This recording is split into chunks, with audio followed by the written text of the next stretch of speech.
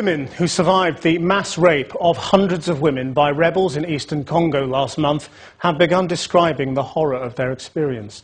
The atrocity happened around the village of Luvungi near Walikale. At the same time, this programme has gained access to Congolese soldiers who've gone through a pioneering reform scheme in the town of Bukavu.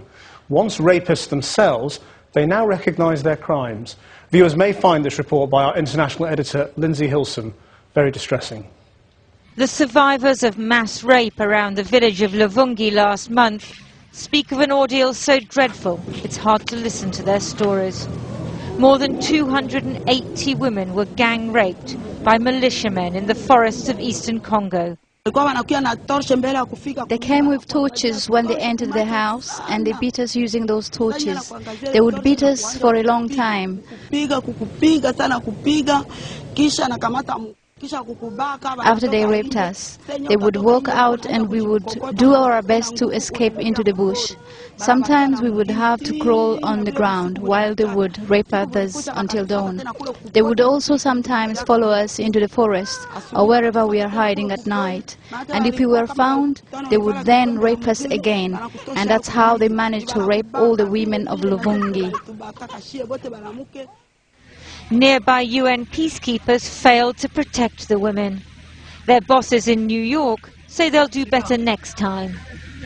But what about the rapists? Sexual violence is endemic. Under the international gaze, Congolese soldiers are on their best behaviour, but all sides rape in this brutal conflict. Now a few Congolese soldiers in a retraining programme have been pushed into reflecting on their actions. When I saw a woman, it was like seeing food, because of spending so many days without any sex. I often asked women to let me have sex with them, which sometimes they did, against their will, for fear of their lives. I could call that rape. We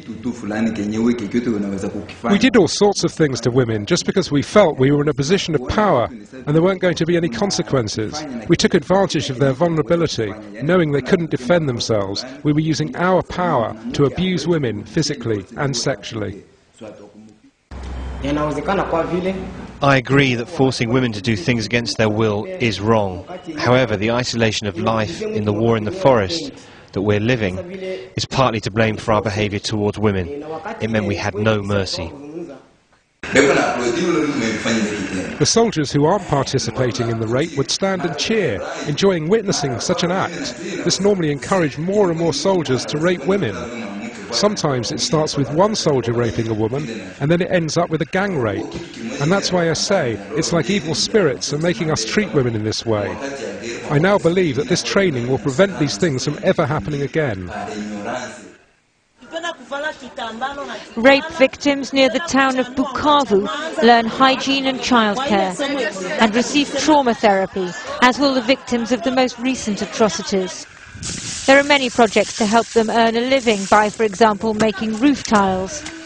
But nothing will really change in the Democratic Republic of Congo until there are more projects to make men change their attitude.